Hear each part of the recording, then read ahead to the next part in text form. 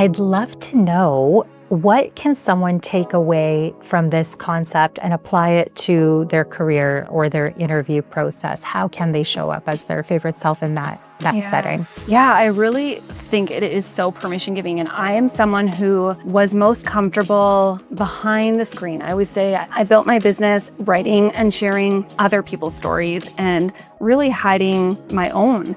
But I would definitely have talking points. But then there gets to a point where it's like, okay, but actually that's taking away from the magic of the moment and me really tapping into that present energy of how I'm feeling in the moment. The prep work happens in advance. Yes. But once you're in that moment, like you said, it's like, now it's time to enjoy it. People feel your energy even more, actually less about what you say. It's more about the energy behind what you're saying. So if you're saying something that you actually don't even believe in, people feel that. People feel that inauthenticity. So that's why it is this very magnetic energy that you give off when you are just being so true to yourself. Welcome back to the Career Cravings podcast. Today, I have a really special guest with me, Carly Ottaway. She is the founder and CEO of Web of Words, a marketing agency that I personally have worked with on some fun stuff coming up for the book and the tour. And she helps CEOs and brands grow their visibility with storytelling, messaging, and also branding. But she's also a great friend of mine and best-selling author of the book called Coming Home. And there are so many elements that would benefit this audience. I knew I had to have Carly on. So she talks a lot about magnetic storytelling and being your best self, your favorite self, being magnetic in your career, in your life. And this is seriously such a freaking great episode. I cannot wait for you to hear it. And it just is one of those that keeps building and getting better and better. So make sure you stay until the end. She is also the host of the Favorite Self podcast. And seriously, we have like 2 podcasters in today's episode, and I can't wait for you to hear this. Let's dive in. Welcome back to the Career Cravings podcast. I am so excited to have you here, Carly, with me today. This has been a long time coming.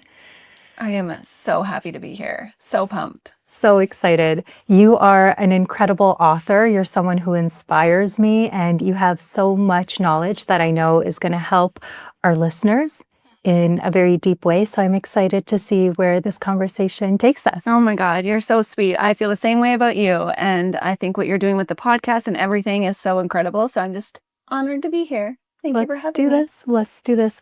So Carly, you recently had this event, which I loved. I told you it was one of my favorite events. But you sent out a note to us about a week before, and you said, come dressed as your favorite self. And you know I love fashion. I love clothes. And I'm like, that's going to be easy. Mm-hmm. It wasn't easy. Mm-hmm. And then I started thinking, well, I have different favorite selves. And like in one place, I like to dress like this. And it depends on the context and so on.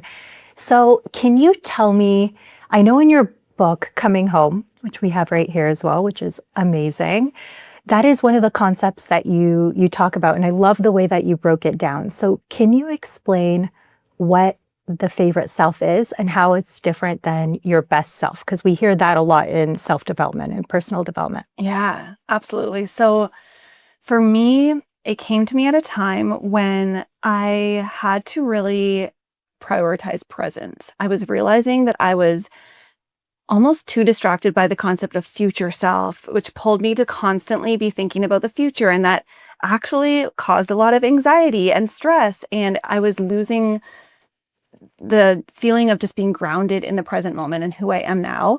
And I always felt like best self felt a little bit performative. Like I had to be so polished and perfect. And as a recovering perfectionist, that would always hold me back so much from showing up in the moment because I felt like I had to show up a certain way.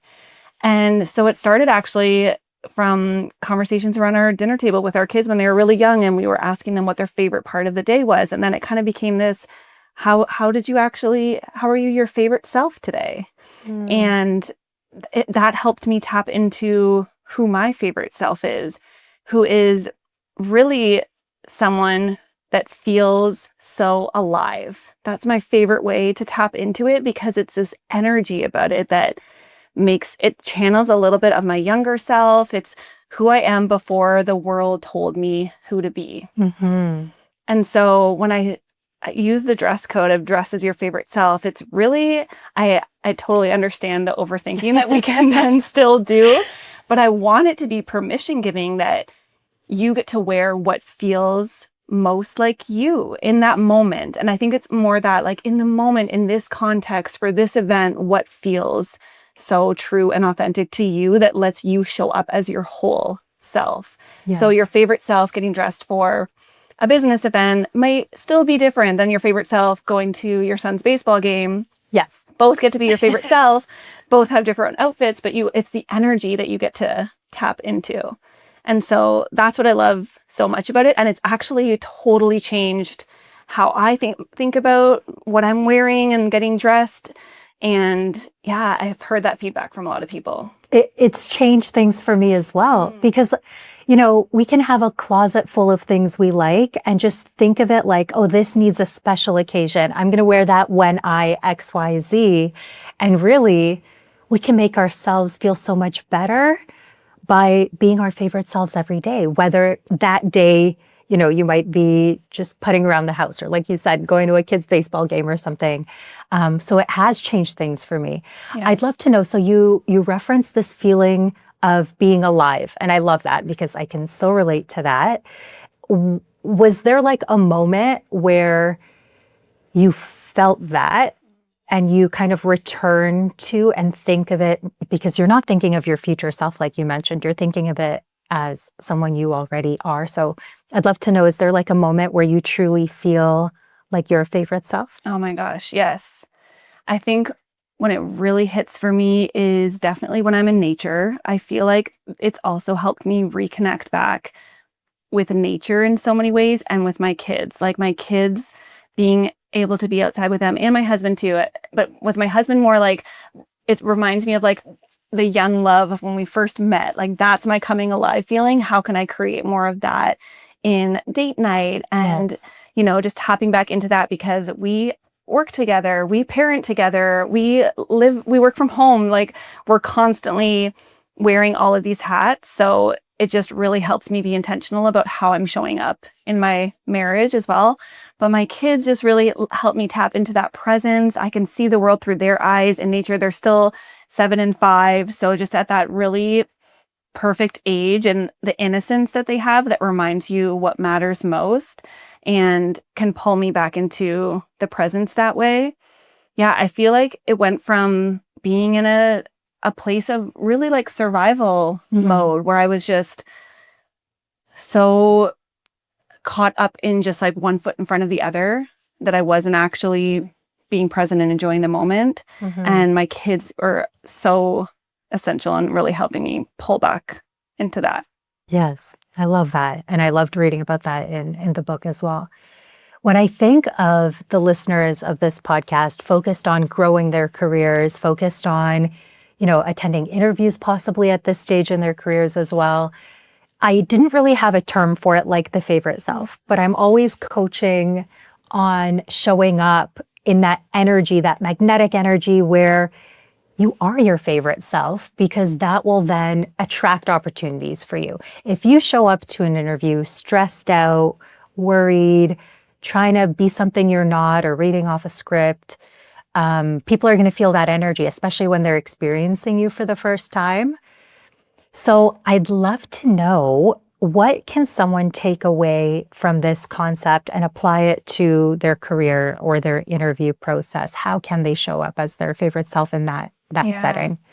Yeah, I really think it is so permission giving. And I am someone who was most comfortable behind the screen. I always say I built my business writing and sharing other people's stories and really hiding my own.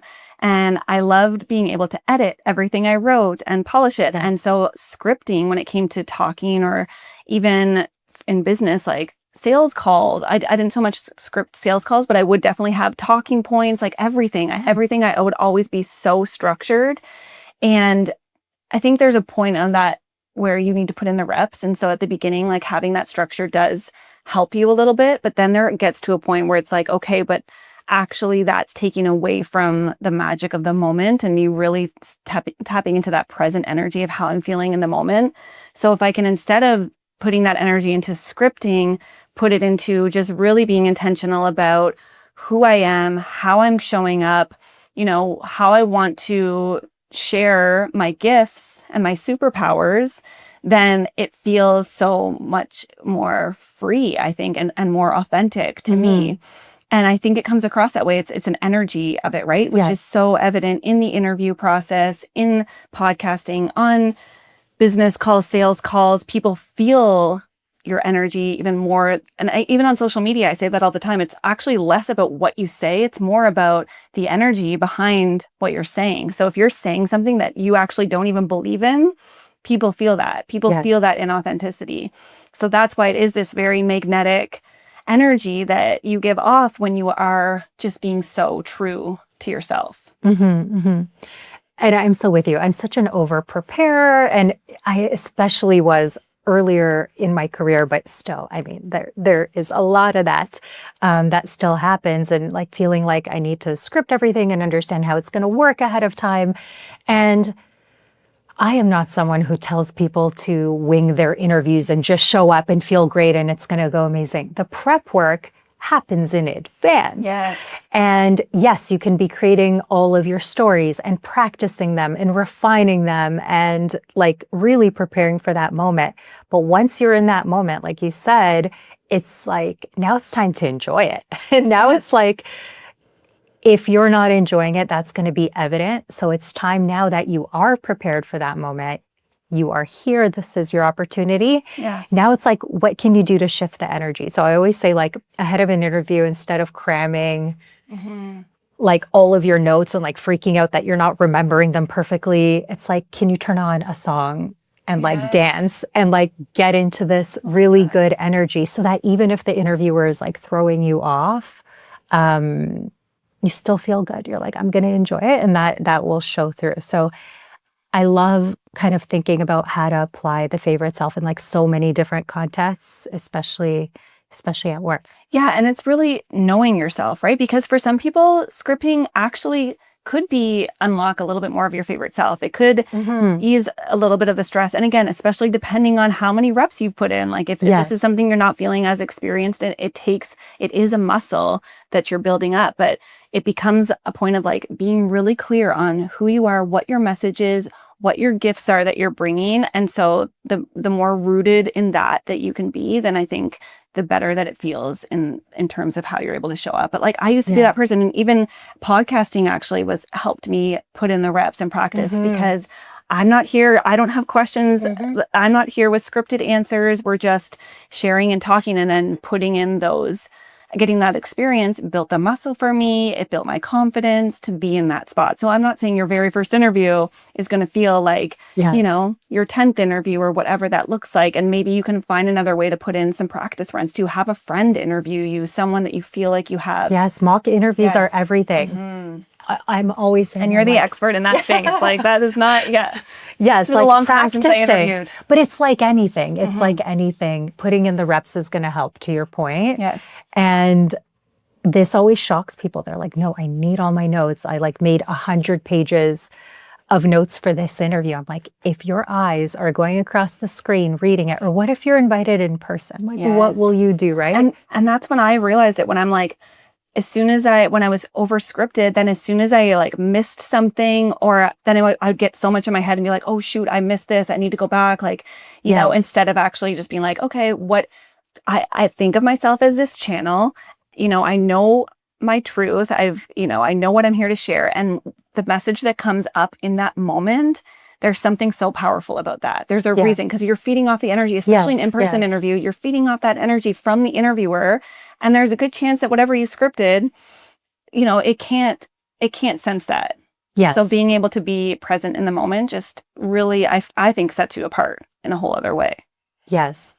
Okay, last thing I want to ask on this topic that you actually mentioned at the very start which is how that future self, so having that vision, that really big vision, which as entrepreneurs we often have, and that's what is part of the whole process.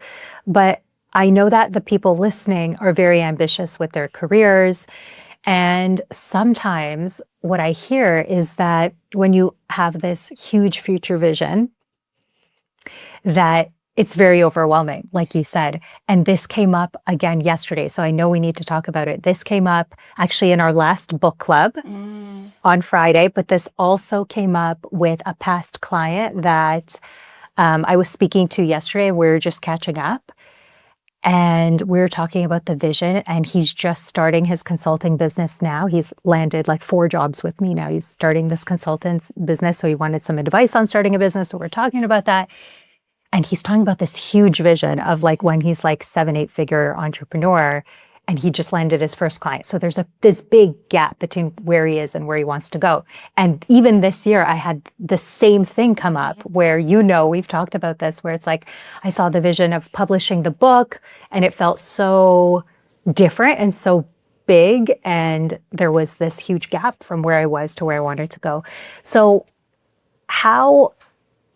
can you kind of explain your perspective on that? Because you mentioned kind of how that was a friction point as well. And how do you balance being your favorite self with the future vision that you need as well? I love this because I'm actually in it right now with this. And I had to yesterday, I had to pull myself back and remember, because I do feel like I think having a vision is so important. Of course, we need a vision. We need to be working towards that goal or like that big manifestation. And we all have a different approach in that. I love human design for that. You actually have a part in your human design chart that shows if you're a specific or a non-specific manifester. Okay. So there's something there in your chart if you are into human design that I actually... think the people listening probably have no freaking No, idea. okay. All right, I think this is a very business, and I might be wrong, but I think it's the business circles, because never in my life have I heard of it until I joined a mastermind when I owned a business. I'm obsessed. So I talk about it all the maybe time. I could be wrong.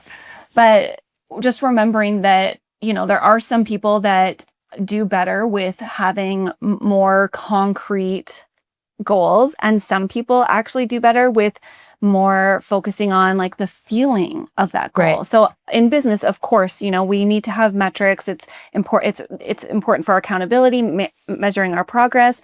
But what I find is I'll set those metrics, and then if I need to unattach myself from that. So it's like I have the number, I write it down, but then I let it disappear from view, because I need to trust and have an open mind that it's this or something better. And I find when I look back, and I had these visions, they came about in a way that I just didn't even expect. And it's like the surprise and delight kind of phenomena of it, which I think is the magic of it, enjoying the journey of it. So really letting yourself have the vision, be clear in your purpose, but maybe tapping in more into the why behind it. Yes. And why is so powerful. Like, keep asking yourself, but why do you want to hit this number in revenue, or why do you want this salary? And I know you talk about that as well. Like, keep asking yourself the why until you get to the root that is probably more the feeling or like the core value and how you want to show up. Yes. And then that's when you can look around and be like, okay, wow, I'm actually already living this here, check, like it's already, and taking those moments to pause and appreciate where the vision is already coming to life is so important as very ambitious. I saw you post on that yesterday. So I struggle with this too. Yes. I was so lost in the future again. And I'm like, we're coming up to halfway through the year. These are the goals. These are the metrics in the business specifically. And I'm like, but look at all the other amazing stuff that has happened. So maybe I haven't hit those metrics yet, but maybe that's because my timeline is still evolving. And I've become someone that trusts much more in the timeline. You're very good at that. So what I might have not mentioned, I mean, obviously we're here in person. We are friends. So I know you on so many different levels, and there's so many exciting things that we're doing together. But I think it's such an interesting, you're very good at truly trusting and like letting go. And there's so much of that in the book as well, and how you've been able to do that, and going from more of a type A to like more, letting go. I don't know Yeah. if you'd consider yourself Yeah. type B, but like letting go. And that's something I struggle with so much. So if someone listening also has this big vision, maybe they want that next big job, they have no idea how it's going to happen yet. Maybe it's like 3 jobs out, but they know they want to do this thing, or they want to write a book, or they want to start a business, or they want that dream job that seems really, really far-fetched from, there's a huge gap from where they are today to where they want to go. What's one way that you practiced it like yesterday, or what works really well to actually enjoy where you are, even though there is that future gap? Yeah. I want to get I feel to. like in a lot of ways that's like the constant lesson that we're learning. And Yes. I'm still working on it. And I've definitely become more comfortable in the surrender and in the letting go, because I was really like in multiple spots in my life where I was forced into that, and I realized I had to sit in that and sit in the discomfort of the uncertainty of having no idea how I was going to get out of this or recover from this or what was going to come next. And I think there's so much power in that if you can actually expand your capacity in the uncertainty and the trust that comes from that, and really like trusting yourself and remembering the evidence that you have of when it did work out, and like when it surprised you in the best way. And there's so many examples that might not be career specific that can still be proof and evidence that it works out for you. Yes. And then it's bringing that energy of like, it works out for me. My husband and I are always like, we'll figure it out. That's just kind of always been our mentality. Like, we will figure it out. It always works out. It always works out. It always works out. But it's so hard sometimes in the moment to be like, I want this Of thing course, so bad, of and it course, didn't especially work 'cause out. It's real life, and there's pressure, and we have bills to pay and mouths to feed, and can be a lot of weight on us. So it's so hard when we don't have the how. Yes. It's So hard to be in the unknown. I think Yes. that's more stressful to many people, including myself, than something not even working out like we wanted. Like, the unknown can be even a scarier place to be. Yeah. And we never know. There is no certainty in life. This is the whole thing, Yes. where it's like we truly don't know how next year is going to go, or next week, or next month. Yeah. I'm a big believer, and this might be a little bit woo still, but when you are really tapping into doing the work on yourself, and by that I mean building the awareness, building the self-trust, really working on your gifts and focusing on your unique superpower and standing in your authenticity, the manifestation is circling you, waiting to land, and like the timing of it is out of your control. It's 1,000%. And so maybe it's the bridge job. I'm a big fan of the bridge job. Like, Yes. it doesn't have to be the perfect job that checks all the boxes, but this job comes up that, maybe checking 3/4 of the boxes that actually you don't know at the time connects you with the person that the next job leads to. Like, how many times can you look back on those opportunities, right? And you're one connection away. But if you had turned down that job because it didn't connect, it didn't check all the boxes, you actually never would have got the dream job or the dream opportunity, because you wouldn't have met that person at that time. I mean, I even think of when I met my husband, and like all the times our paths crossed that it wasn't meant to be yet. So I think there's just something that I find so reassuring about having that belief that if you can trust in knowing that good things are always coming your way, and I'm not saying surrender is not just like, oh, I'm just going to sit on the couch. Oh, never. Right? No. It's you are taking action. You absolutely. You are putting in the reps and trusting that it's when you stay true to who you are, it's leading you to that. You're going down the path, and it's leading you to where you're meant to be. Yes. Okay, I want to have a full circle moment here, because this will air after I make the big announcement, okay? So I actually want to go back to that, because earlier this year, so, okay, we're going to take it way back. We're going to take it back to December. Yes. Where this is real proof of what happened. So I hosted a vision board party. Carly was there. We had the best night, and we set really big dreams for our future. I've talked about it on this podcast, actually. And one of the things that I had on there was I really wanted to land a sponsor to do an event that is even better than the event that I've hosted before, that would allow me to invite my community for free to make it even better, to have a better venue. And I was trying to figure out how to make that happen. And it seemed like such a big gap. I was like, well, I don't know anyone that just like wants to give me their hotel for free, for example. And I thought of one way of creating that opportunity. So of course I'm taking action, I'm speaking to people. And one person, I've never talked about this, one person, because we went for lunch, said he was going to sponsor my event.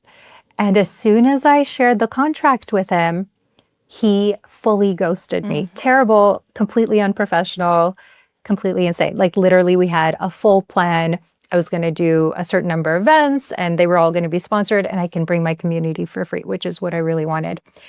And Carly, you know what happened. He ghosted and I was shattered. I was like, oh my goodness, like this is never going to happen. And you were just telling me, you're like, people get sponsors all the time.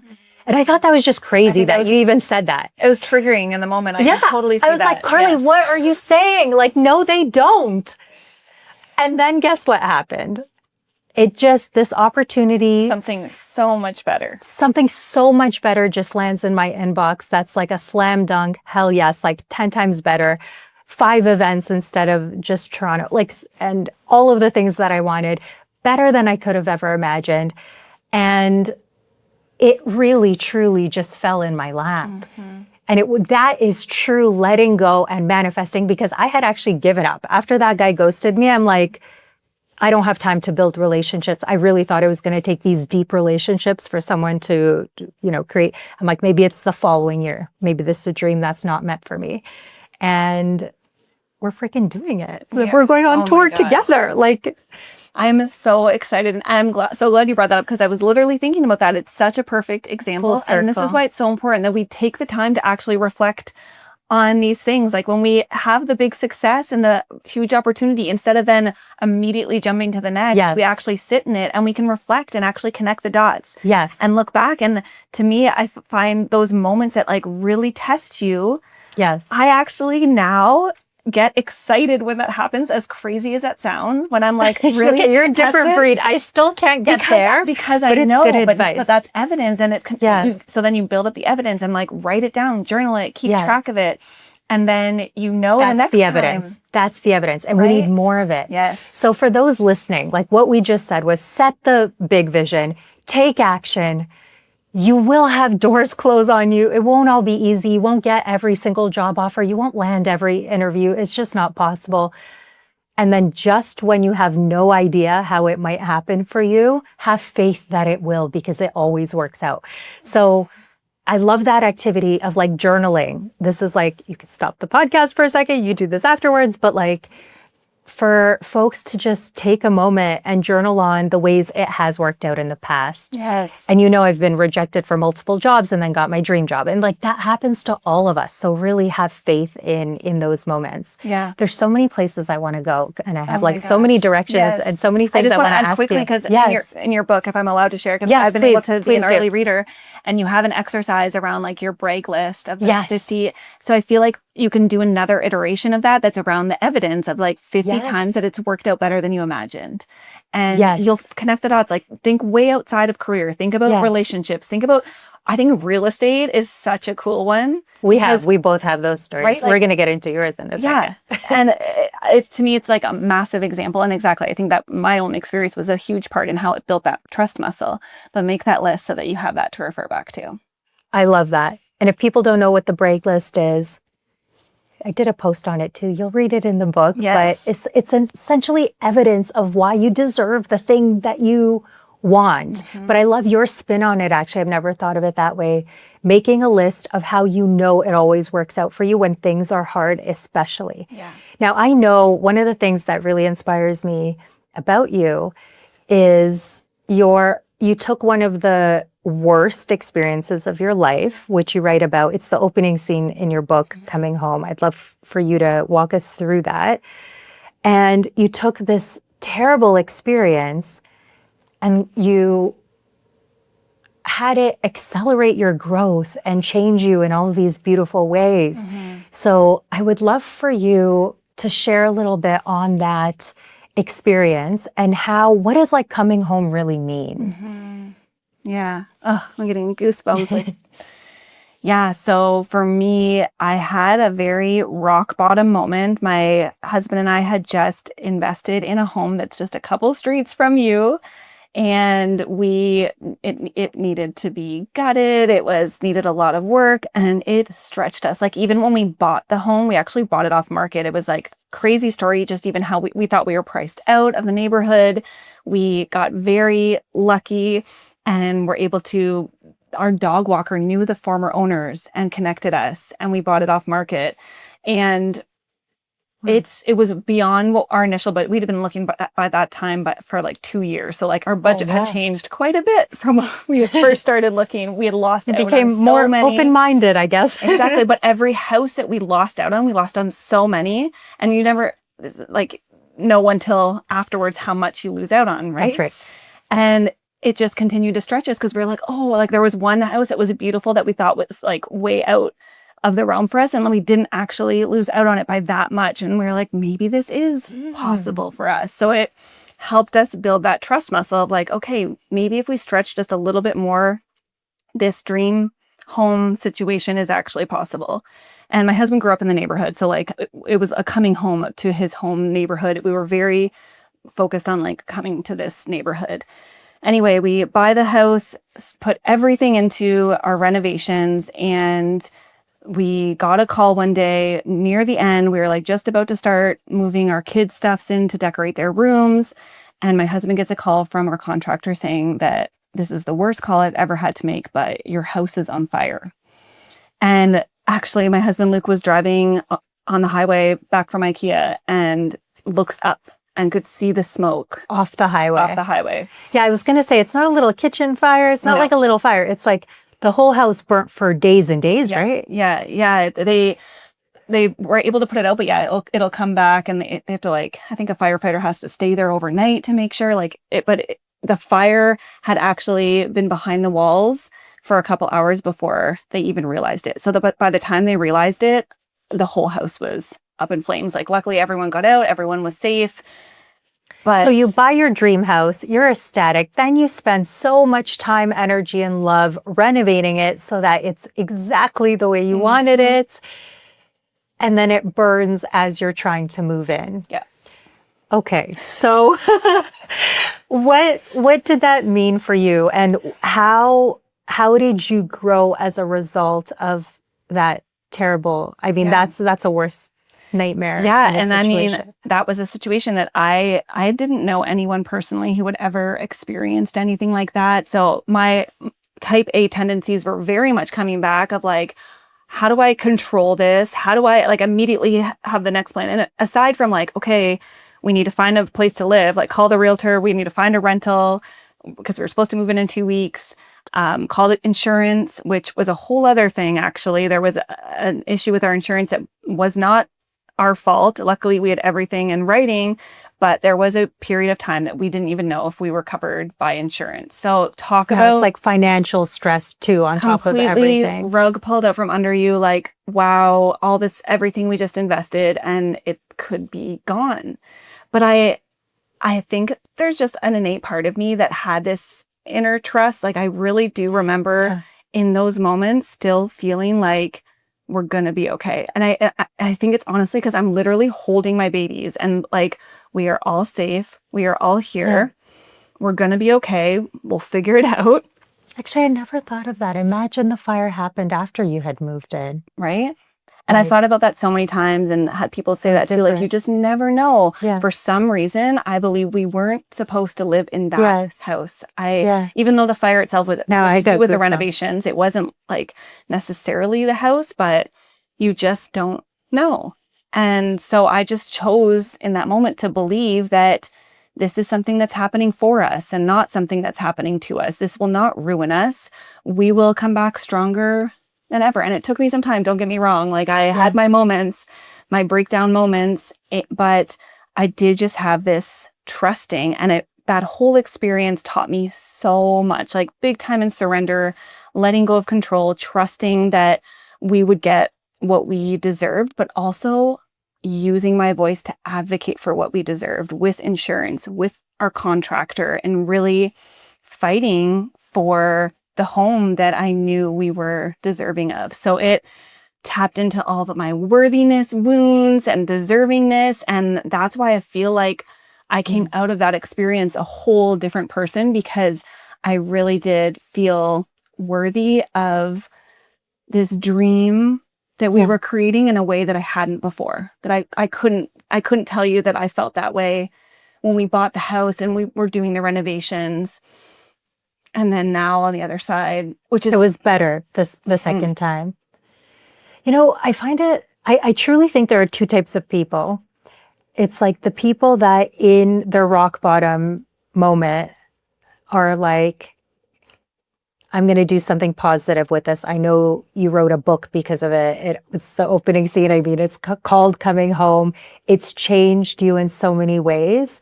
And then there's the people that like shut down and they're like, this is the worst thing ever. I'll never survive this, and go down that path. But I truly believe there's like those people that just take a very negative or the worst experience of their life and make something incredible of it. And you know, I resonate with that so much.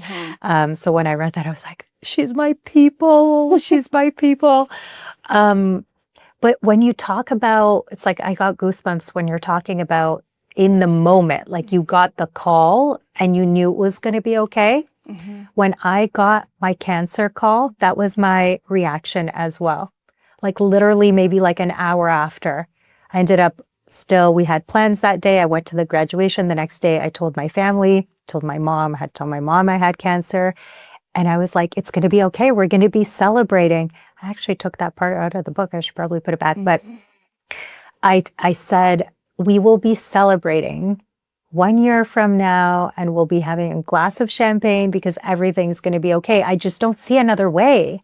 This isn't how the story goes. Like, and it's like having faith in what you truly do envision for your life. Yeah. That you knew you were going to have the dream house. You knew you were worthy of that. You knew you were, no matter what insurance said in the interim, you know, and you figured it out. Yeah. And there were moments for sure. But Yes. I think it's like tapping into that whisper inside of you and really following that, and just knowing that there is a way to turn your pain into purpose. And I always think of it because I am a writer at heart and I love stories, and, you know, these pivotal moments, these rock bottom moments are massive character development. Like they are all teaching us something that I believe is needed for us to get to the next plot twist, or, you know, reach the dream. And I'm not downplaying or comparing like trauma, and, you know, my situation is still way better than so many other situations that feel like so much more life or death, or like losing a loved one and going through that grieving process. But I really feel there is an overlap in that with the fire, like the analogy around like letting it burn. I feel like it was such a shedding for me, and I had to let go of every part of me, every characteristic that was the old me, that was not really serving the version of me I was stepping into. And I think that is what revealed my favorite self. Like I had to shed all the shoulds and all the external noise, and in order to truly stay true to myself and my beliefs and trust in what was coming next.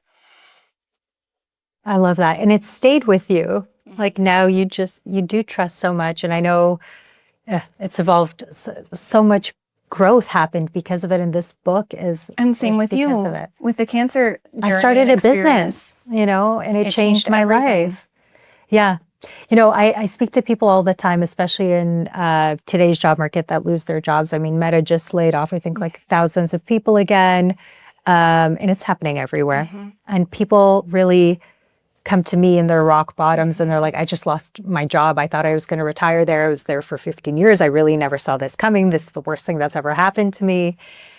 And it's hard to tell someone when they're in it, like you said, the other side, when they're not on the other side yet.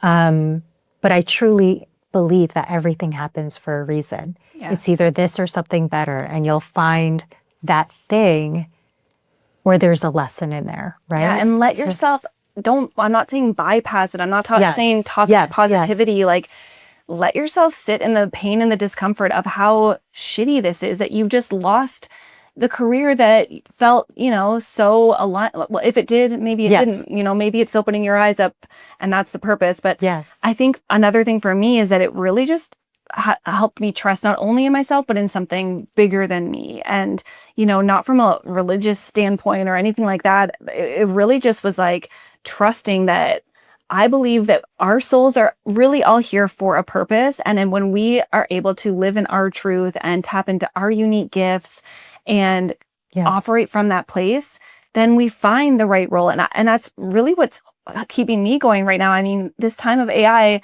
I spiral at least weekly. Before it was probably daily, at least weekly now, of like, what is this going to do for our business, our marketing agency? Like, what is this going to mean for our future of work, for our A lot of kids? people are worried about that with their jobs too, There's especially so much uncertainty. Yeah, I mean, it's changing everything. Yes. I don't think there's any job, whether it's a business or like a corporate career, that's unaffected. Yeah.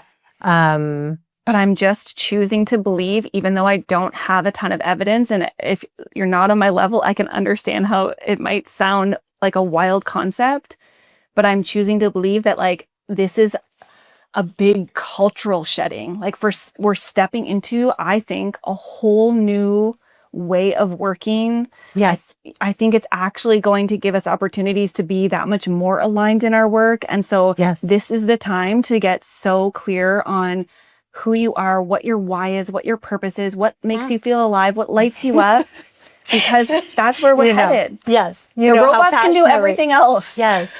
And it's like the things, we can talk about AI all day, but the things that I choose to lean into with AI right now as well is that thought process as well. Like when I think back to things that are now automated that I used to do in my corporate career, that's all the shit I hated. Yes. Like, good, take it on. And like, I always loved the strategic work and the leadership aspect.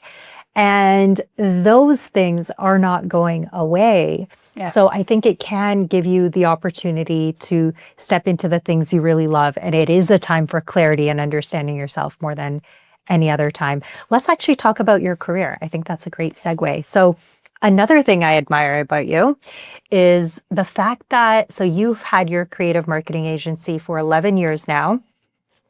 And you, since you were a little girl, had a dream of writing, loved words, and you spent your whole career doing that, just in different ways. Mm-hmm. Most recently as the CEO of your business. But I've given a lot of thought to like why we go into the careers we go into and how our past shaped us. So I'm curious, how did you and why did you know to go into something that you love? Because not everyone gives themselves permission to do that. And you did lean into your gifts from day one in your career. So I'd love to hear your perspective on that. Yeah.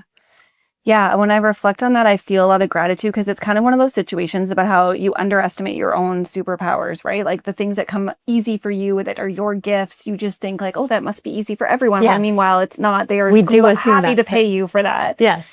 And I feel like it's kind of like that with just how I had this vision. And it wasn't until I really my husband, Luke, helped me because he felt so lost. He was the opposite of me in terms of his path and going to school. And I just feel like I all along had this clarity. But again, it was not this like very specific picture. It was just that I love writing and sharing stories and playing with words and connecting with people through words. And without articulating it that way at the time necessarily, like back in high school, I had that just little spark inside of me that I kept following for the next right step. And I recently had the opportunity to go back to my high school and give a talk, which was so incredible and full circle. Like it had been 2 decades since I've been to my high school, and I'm walking these halls and literally felt like I had just left. I'm like, what? Where did the time go? But I was sharing with those students, my business didn't exist when I was in high school. Like there was no way, they are planning for careers that do not exist yet. Oh, yeah. What a good message. Yeah. And so even still, even since I've been in business, 11 years in the social media world has changed so much. Like I started my business when like Facebook and Twitter were like the main platforms for businesses. Like Instagram was just where you shared your picture of your coffee, LinkedIn was nothing like evolves. It was. I mean, and today I'm asking you about, can you do the YouTube stuff? Like, can you help me with that? And it just constantly changes. So but be rooted in the skills that I have and like the values that I have and staying true to them. And I think that's been so crucial in the evolution of my business, because you get pulled in where the industry's going or what's the kind of the latest buzz. No, that's those shoulds, right? Of like, I should do this. And when you need to come back and stay true to you and your gifts and your superpower. So whenever I feel like from a career business standpoint that we're in a space that's feeling so uncertain, like right now I'm getting advice of like lean into AI in this way and maybe do this, maybe you need to actually streamline things more with AI in the service you're providing. But I'm like, I can feel in my body that doesn't feel true to me. And don't get me wrong, we are using AI, we're experimenting with it, but not we're being very mindful of the how, and that it's not actually taken away from what our superpower is and our why for starting in the first place, which was really like capturing that human emotion, being real, being raw, like humanizing the brand, which is more important now than ever. I think that will continue to be the most important thing, especially as everyone else leans into the robotic way. Actually, so I want to just recap what you said, because you're such a perfect example. I don't know how I didn't connect the dots. You're like literally the case study for the book. Like, because you've read it, but I think of you as like a little girl and understanding your gifts. You loved writing. Mm-hmm. So you'd write.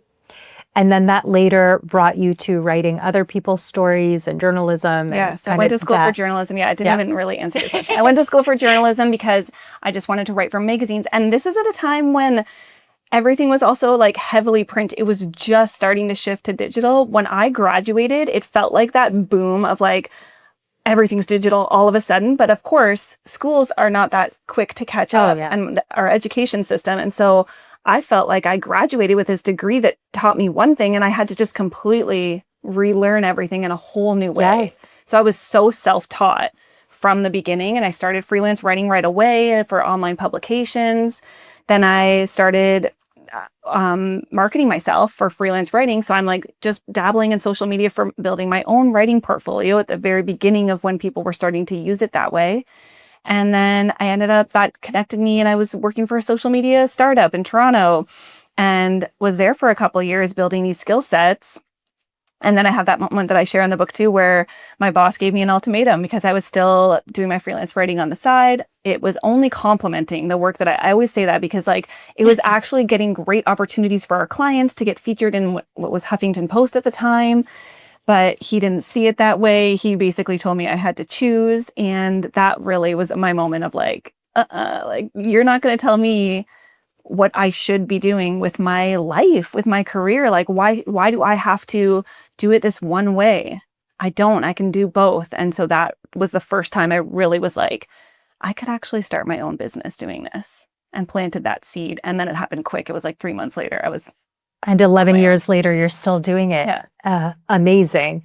So I look at this as like you had the North Star from the start, and then you followed that red thread. And if you guys don't know what we're talking about, right? You followed the red thread. And it's like the how changed because like you said, journalism changed. And then your business is going to obviously continue to evolve every year. And I think the how, what we do changes, but there's always something underneath it that if we understand ourselves well, and we know who we truly are and what our gifts are, if we follow that. Yes. And you know what's even the cool full circle moment that I've been reflecting on lately is that, so I started in journalism, and what I loved writing, but I loved interviewing. I loved interviewing these people, and like I share a little bit about that, the imposter syndrome I got from some of these interview opportunities that I CFOs or something, right? And I just loved that connection point, and then I would take that and edit it and write their story. And now I just recently launched my podcast. I'm 2 months in now, and now I'm getting to go back to my interview. And I mean, my interview skills served me well in business, like in marketing and in onboarding our clients and really digging into their story. We call it brand therapy, but it's an interview process. But now I get to do it from podcasting and like a different way and using my voice and So sharing the that how way. changes, but you're always tapping into those same Yeah. gifts of storytelling and writing. Yeah. And just the Interviewer connection, and the like, connection. I love that. That's such a good example. Yeah. And if someone's listening to this and they think, well, it's easy for her to say she's been doing something similar all along. That's really not how it is. Like, you have pivoted while keeping, like you said, your values, the red thread, the North Star in mind in all of these pivots in what feels most aligned to you. Even now, as you're deciding, how do we want to use AI? How much do we want to adopt it? And maybe the secret sauce remains the fact that you're human. And I think there's a huge opportunity in that when everyone else is going the other way, like you're getting advice to do. Oh, Carly, I don't even know what time it is, but I know we try to keep these episodes under 45 minutes. So this was so good. Thank you for being here. I would love to know if someone now has you've piqued their interest on the podcast, the book. Tell me where we can find you besides me taking you and all my things. One more really quick thing too that I feel like just with the book, speaking of turning your pain into purpose, a big part of that journey was that the fire actually was the piece that made when I was like, I wish there was a book for this that would help me understand how to navigate this. And that was the little ping that came through of like, okay, if there isn't this book, then maybe I need to write it. And this was a childhood dream. Like literally that red thread was one day I will write books. That's, you know, that was like the big vision.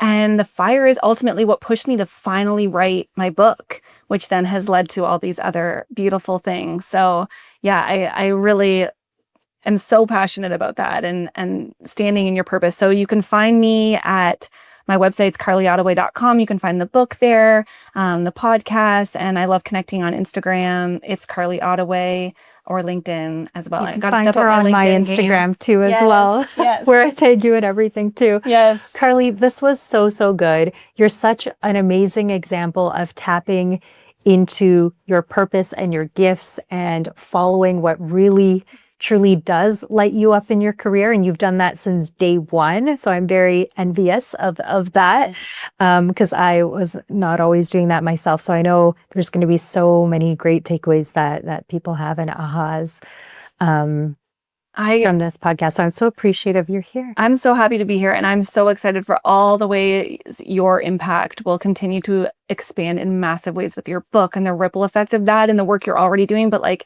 it's going to reach even a grander scale because it's so important, the work that you're doing and helping people really find that purpose and fulfillment through their work that we spend so much time in. And I'm just like so grateful to be in your world and I'm to grateful be here for you. and share with your audience. And yay. Yay.